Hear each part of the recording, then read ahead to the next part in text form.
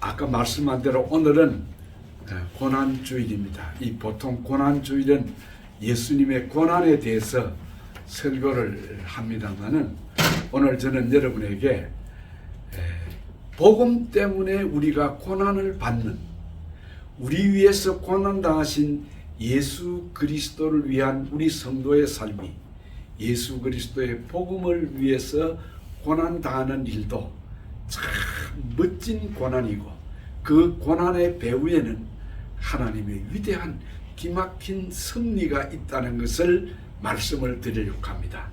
그러므로 성도가 당하는 고난이 축복이라는 사실을 오늘 말씀을 드리려고 합니다. 보통 우리는 분명히 알고 있습니다. 교회사를 통해서 분명한 우리에게 진리는, 교회는 순교자들의 피 위에 세워지는 것이다. 참 이 말은 변함없는 진리입니다. 그만큼 교회를 세워지기까지는 값진 고통이 따라야 하고, 거기에는 희생이 있어야 된다는 뜻입니다. 그러므로 우리는 하나님의 하나의 교회가 세워지기가 결코 쉽지 않다는 것. 하나님의 교회 하나가 세워지기 위해서는 순교자의 피가 흘려져야 할 만큼 교회 하나가 세워지는데 큰 고난이 따른다는 것. 그걸 우리가 알아야 됩니다. 본문의 말씀은 여러분이 너무도 잘 알고 있는 말씀이죠. 바울과 그의 일행이 2차 전도 여행을 떠나기로 결심을 하고 드로아에서 아시아 쪽으로 복음을 전하러 가려고 계획을 세웠습니다. 그런데 아무리 기도를 하고 기다려도 성령께서 아시아 쪽으로 복음을 전하도록 허락지를 않습니다. 그래서 기다렸습니다. 성령의 허락이 떨어지도록 기다렸습니다. 그러던 어느 날 환상을 보게 됩니다. 이 환상은 꿈이 아닙니다. 꿈은 보통 밤에 꾸어지는 거지만 환상은 낮에도 보는 것입니다. 바울이 환상을 봅니다. 그것은 저쪽 마게도냐라는 그 지역인데, 그 마게도냐라는 지역은 아시아 지역이 아니고 유럽 쪽의 관문입니다. 유럽 쪽을 들어가려고 하면 마게도냐를 통해서 들어가게 되는데, 거기 마게도냐에서 한 사람이 와서 우리를 좀 도와달라, 그런 환상을 보게 됩니다. 그때 바울이 하나님이 아시아 선교를 막으시던 하나님께서 이제 우리에게 유럽 쪽으로 가라고 하는 거다 하고, 바울이 아시아로 가려던 뱃머리를 돌려서 유럽 쪽으로, 마게도냐 쪽으로 가게 됩니다. 여러분, 선교학자들은, 성경학자들은 이야기를 합니다. 이 사도행전 16장이 역사의 분수령이고, 아시아와 유럽의 대륙을 어느 쪽이 선교가 먼저 되느냐에 따라서 그 판도가 달라졌던 역사의 전환점이 된 곳이 사도행전 16장입니다. 만약에 이때 바울과 그의 일행이 정말 그들이 계획한 대로 아시아 쪽으로 먼저 선교가 왔다고 하면 아마 여러분과 제가 지금보다는 훨씬 업그레이드된 그런 삶을 살았을 겁니다. 왜냐하면 복음이 일찍 증거되어진다는 그만큼 축복이거든요. 근데 하나님의 계획이, 그 당시에 세계는 로마를 중심으로 움직여졌기 때문에, 오늘의 이 시대가 미국을 중심하여 움직여지는 것처럼 그 당시에는 모든 길은 로마로 통한다고 하는 말이 있을 정도로 로마가 세계 중심이었으니까 하나님께서 로마 쪽으로, 유럽 쪽으로 복음의 뱃머리를 돌려서 그쪽이 선진국이 되어진 겁니다.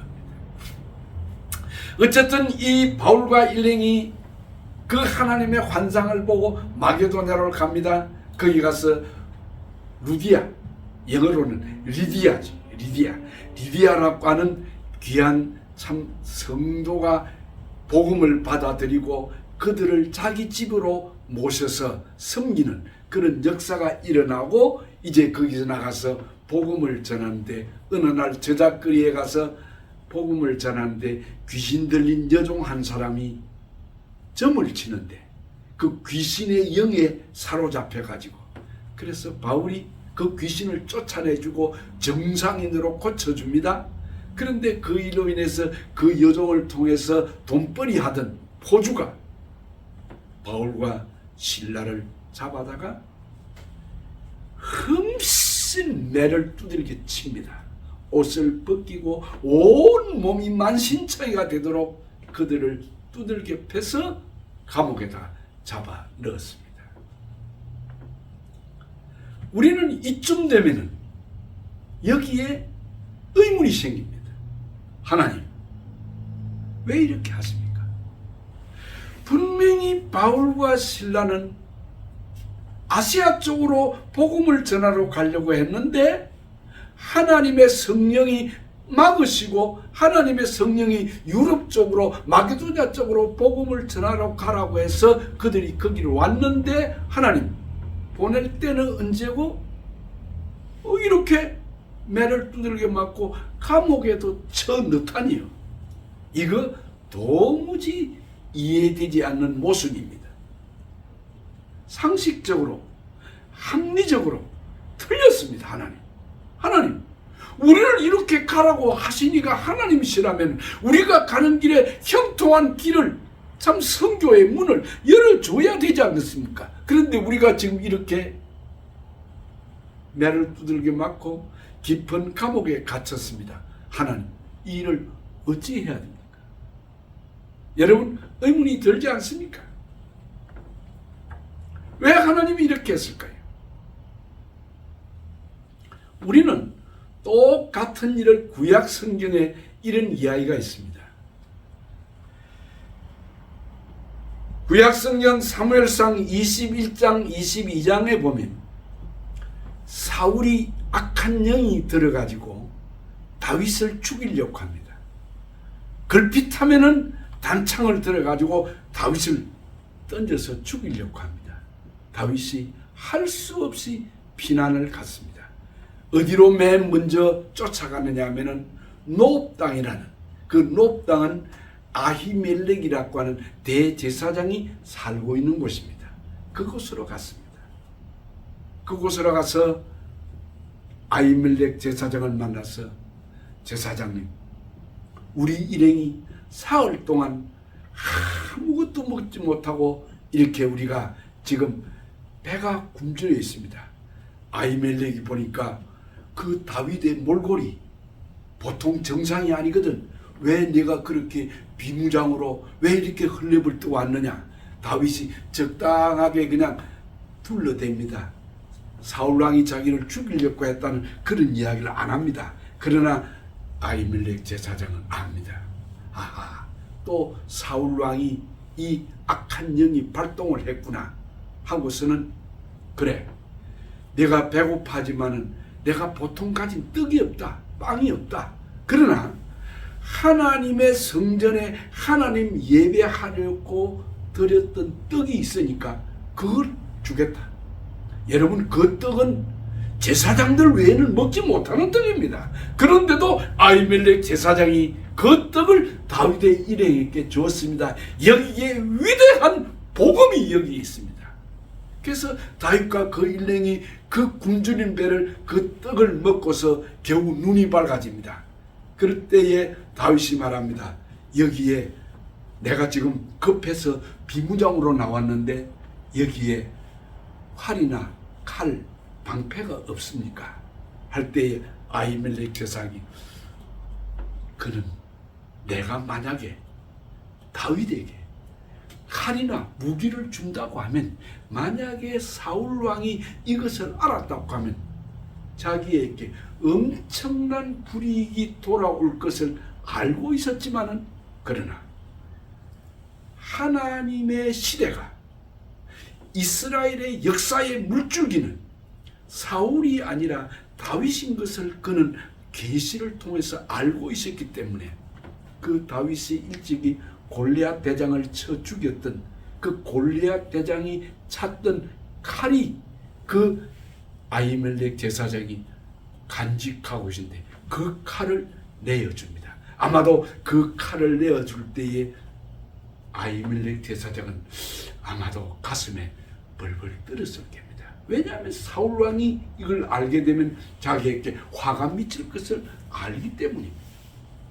그러나 그는 그것보다는 다윗에게 그 칼을 내어줍니다. 아닌 게 아니라 이 소문이 사울 왕에게 들어갑니다. 사울 왕이 아히멜렉 제사장과 그 주위에 있던 제사장들을 소집하고서는 무참하게 죽입니다. 그때에 아히멜렉 대제사장이 사울이 보낸 관리들에 의해서 칼에 맞아 죽고, 성경에 보면 85명, 85명의 제사장들이 한꺼번에 몰살을 당합니다. 그뿐만 아닙니다.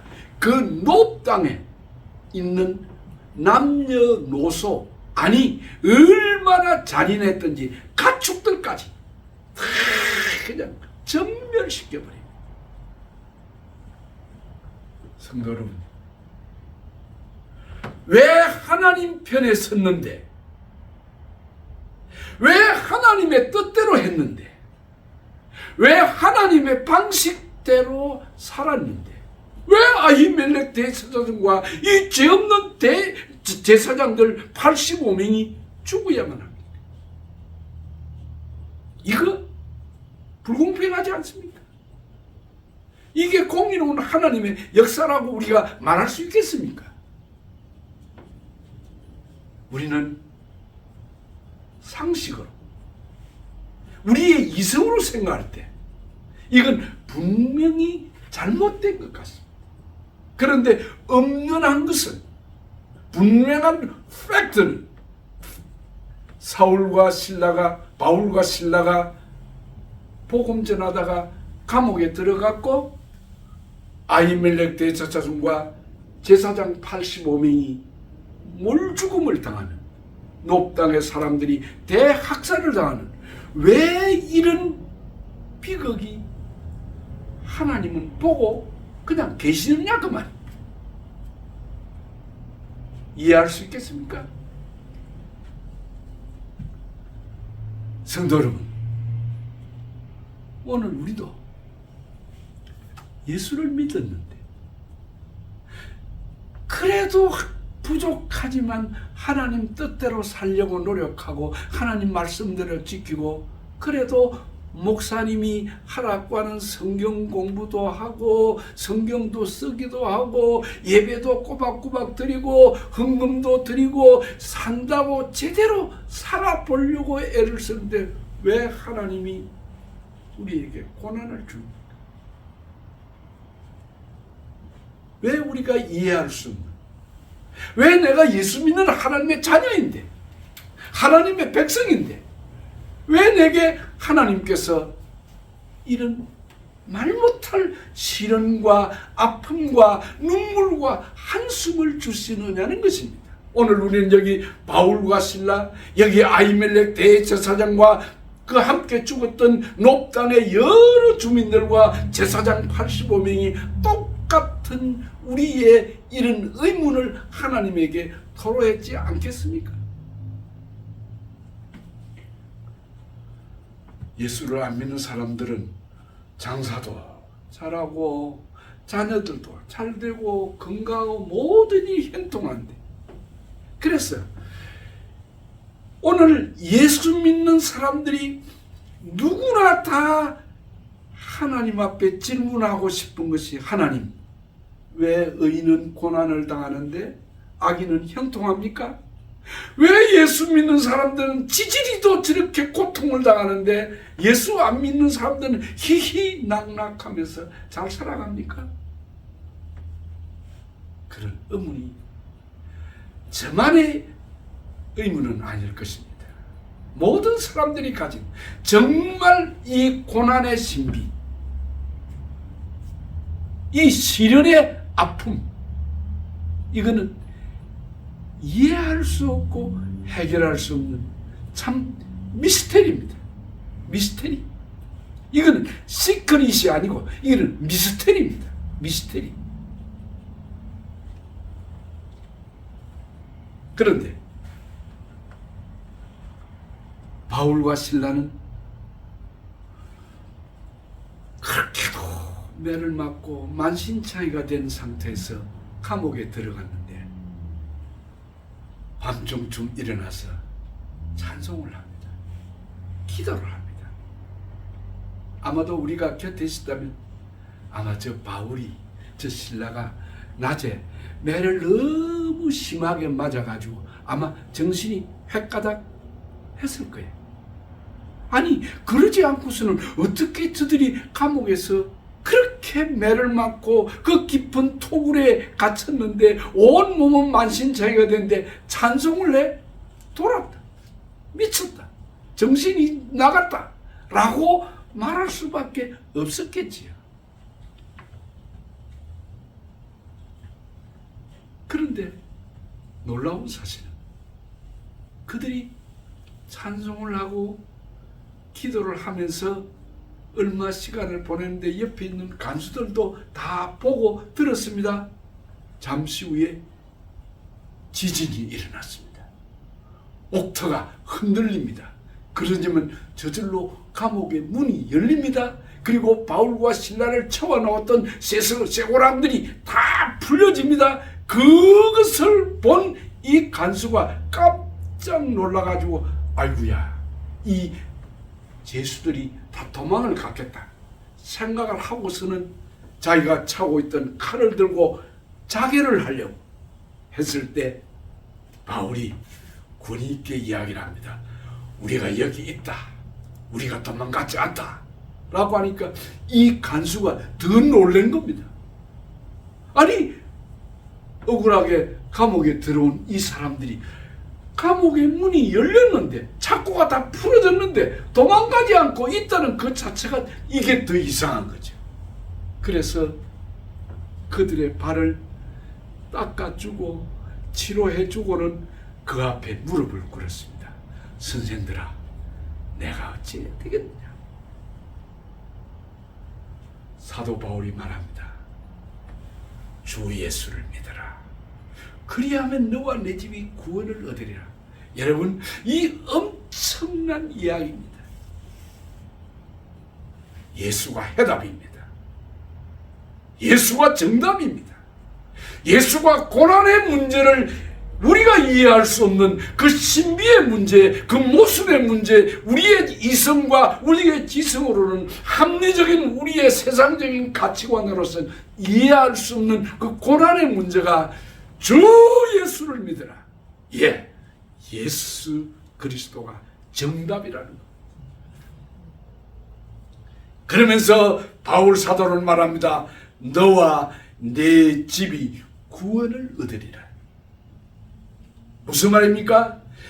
너와 내 집이 예수 그리스도가 해답이고 정답이니 예수 그리스도만 믿으면 내 문제, 내 고난의 문제, 내 시련의 문제, 내 가정의 문제, 모든 문제가 해결될 것이다. 할렐루야. 이것이 이 오늘 본문의 핵심 메시지입니다.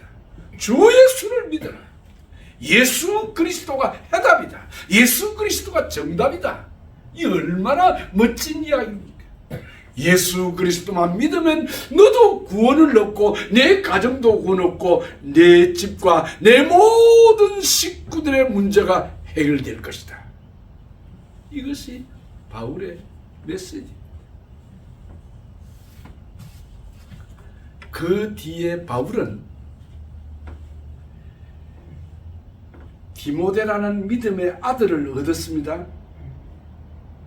그 디모데에게 편지를 쓰는 가운데 디모데후서 2장 9절에 이런 이야기를 합니다.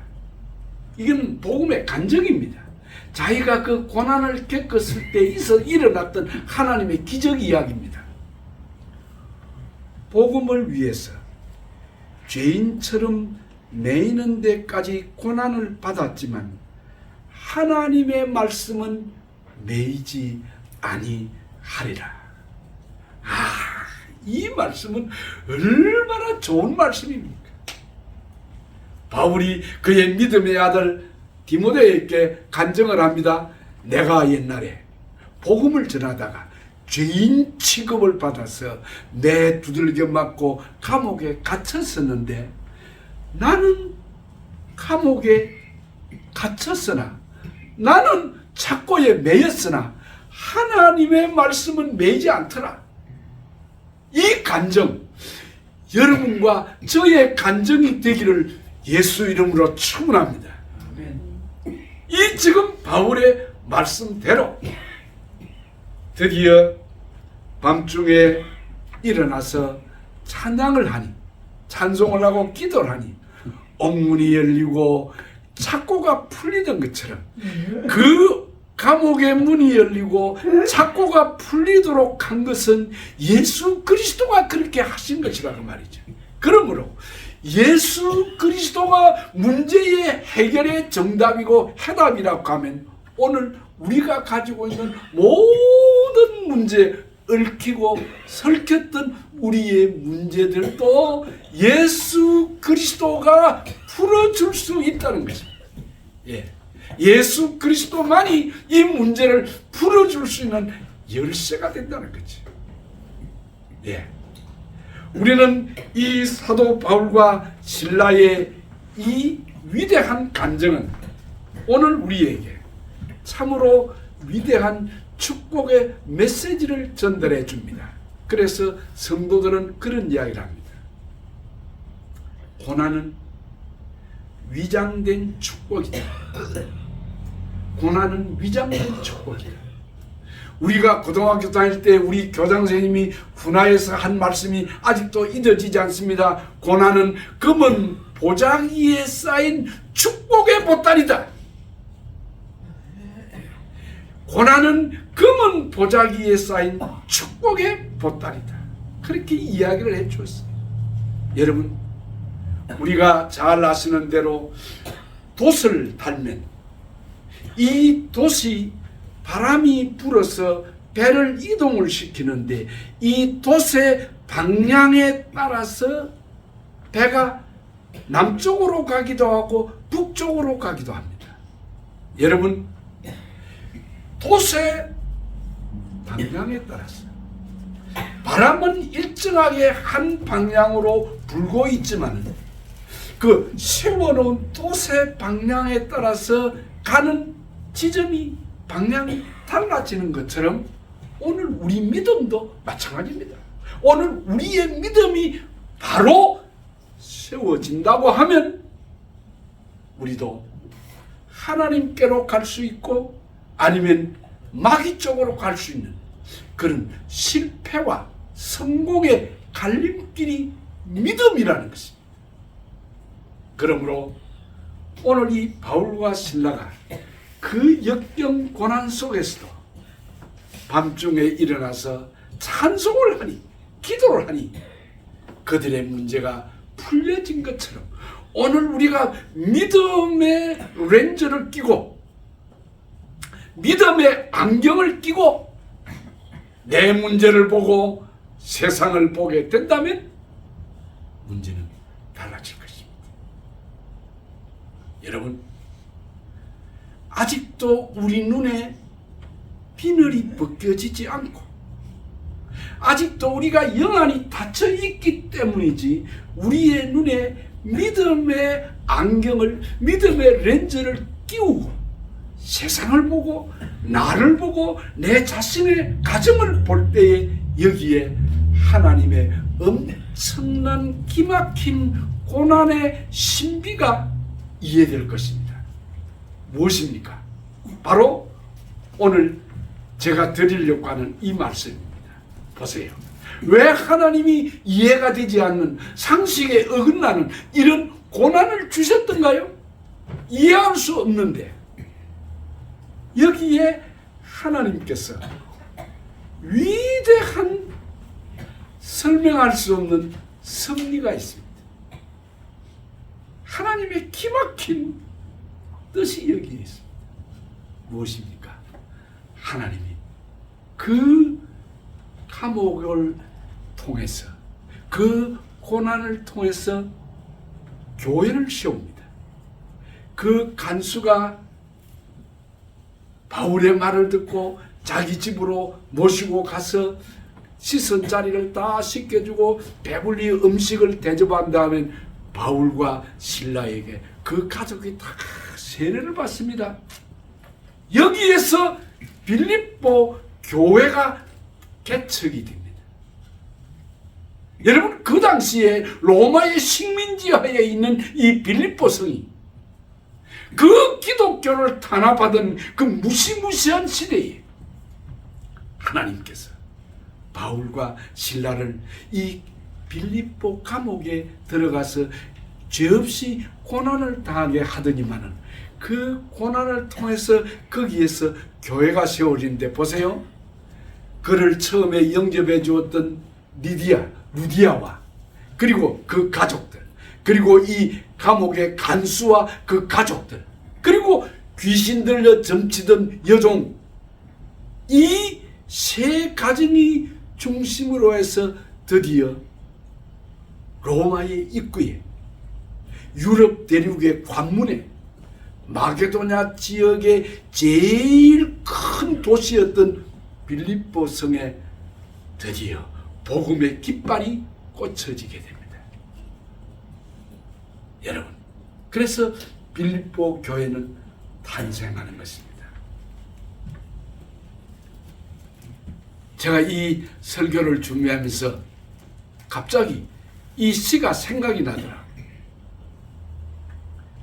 미당 서정주 씨가 쓴 그 국화꽃 옆에서라는 그 시가 있었는데, 그 시 가운데 한 송이 국화꽃을 피우기 위해 천둥은 먹구름 속에서 그렇게도 울었나 보다.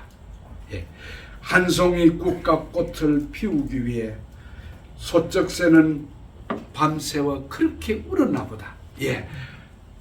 한 송이 국화꽃을 피우기 위해서 소쩍새도 울고 천둥도 소리를 치더니 봄이 되니까 꽃이 피는 것처럼 하나 빌립보 교회를 개척하기 위해서, 교회가 세워지기 위해서 하나님께서 그렇게도 바울과 실라의 일행을 그토록 무고한 고난을 당하게 하셨다, 그 말입니다.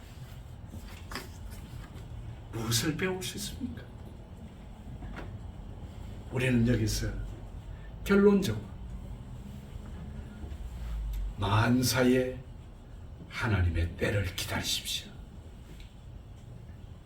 이 말은 절대로 하나님을 앞서지 마십시오. 바울과 실라는 아시아로 선교하러 가려고 하다가 끝까지 하나님의 때를 기다렸던 거죠. 하나님이 문을 열어주시고 하나님이 허락하실 때까지 묵묵히 참고 원망도 불평도 짜증도 내지 말고 기다리십시오. 때가 있습니다. 때가 있습니다. 다음으로 우리는 하나님을 의심하고, 하나님이 왜 우리를 이렇게 보내놓고 이런 무고한 고난을 당하게 하시느냐, 하나님께서 우리에게 이 선교의 문을 형통하게 순탄하게 열어주지 않냐고 왜 이렇게 하시느냐라고 말할 수 있지만은, 우리는 여기서 분명하게 하나님의 음성을 들어야 합니다. 하나님은 완전하신 분이라는 거예요. 절대로 하나님은 실수가 없는 분이라는 것을 기억하십시오. 하나님의 시간은 퍼펙합니다. 하나님 자체가 퍼펙하신 분입니다. 완전하신 분입니다. 실수가 없습니다. 그러므로 짜증, 원망, 불평 다 버리십시오. 내 이성으로, 내 머리로 이해가 안 될지라도 그 고난의 배후에는 그 얽히고 설킨 실타래가 뭉친 것 같은 그런 정말 인간 한계의 상황이 있을지라도 그 배후에는 하나님의 기막힌 섭리가 있습니다. 하나님은 완전하십니다. 하나님은 실수가 없었습니다. 이 바울과 실라의 고난을 통해서 하나님께서는 빌립보 교회를 탄생시키시고 그 높당의 아히멜렉 대제사장과 85명의 제사장의 대학살을 당하는 처참한 역사의 비극이 있었지만은 그 사건을 통해서 다윗 왕국의 기초가 든든히 서가는 역사의 흐름이, 물줄기가 바르게 되었던 것입니다. 여러분, 선교는 하나님이 하시는 겁니다. 이걸 선교학에서는 미시오 데이라 그럽니다. 라틴어로 미시오 데이, the mission of God. 하나님의 선교, 하나님의 선교. 사람이 하는 게 아닙니다. 바울과 실라가 하는 겁니다. 우리는 이 사도행전 16장에서 바울과 실라에게 주목을 하면 안 됩니다. 바울과 실라가 아니라 그 바울과 실라를 이끌어 인도해 가시는 연축자, 기획자 하나님을 보시기를 바랍니다. 선교는 하나님이 하시는 거예요. 여러분, 선교뿐만이겠습니까? 교회 일뿐이겠습니까? 이 세상의 모든 만사는 하나님이 하시는 것입니다. 그러므로 하나님이여 당신의 손에 올려드리오니 당신 뜻대로 하옵소서. 그리고 시간을 기다리고 하나님의 때를 기다리고, 그리고 하나님은 실수가 없는 분, 하나님은 완전한 분인 줄 알고 우리는 불평과 원망 대신 감사하고 찬송하던 이 바울과 실라를 닮으시고 뿐만 아니라 우리는 주님만 바라봐야 돼요. 그런데 문제는 고난 중에서 우리가 찬송할 수 있겠습니까? 천만의 말씀. 고난 중에는 찬송할 수 없습니다. 그러나 성령이 우리를 찬송하게 해주시는 겁니다. 이 빌립보 감옥에서 찬송을 하도록, 기도를 하도록 하신 분은 바울과 실라가 아니라 성령님이었습니다. 성령님이었습니다. 그러므로 성령의 바람이 불어야 합니다. 성령이 오셔야 합니다. 우리 교회에도, 여러분 자신에게도, 여러분의 가정에도 성령의 바람이 불어야 됩니다. 성령이 오셔야 됩니다. 성령이 고난 중에서 찬송도 할 수 있게 하고 기도도 할 수 있게 하는 것입니다. 이 성령, 이 성령의 은혜가 우리에게는 필요한 것입니다. 이 고난 주간을 통해서 이 성령의 역사가 이 밤중에도 찬송하고 기도하게 하시던 그 위대한 찬송, 감사, 기도의 역사를 일으켜 주시는 성령께서 여러분과 함께 하시기를 주의 이름으로 축원합니다. 하나님 우리 아버지, 예수님 우리를 위해서 고난당하신 이 고난 주간을 맞이하게 됩니다.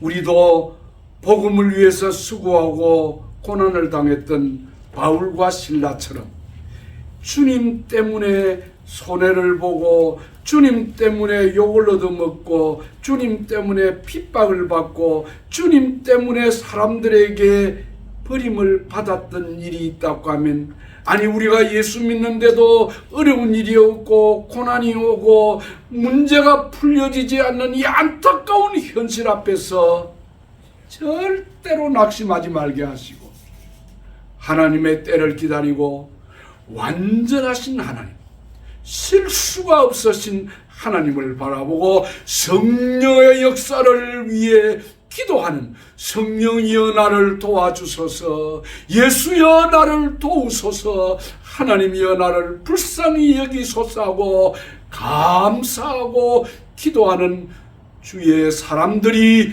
되게 하여 주옵소서. 예수님의 이름으로 기도하옵나이다. 아멘.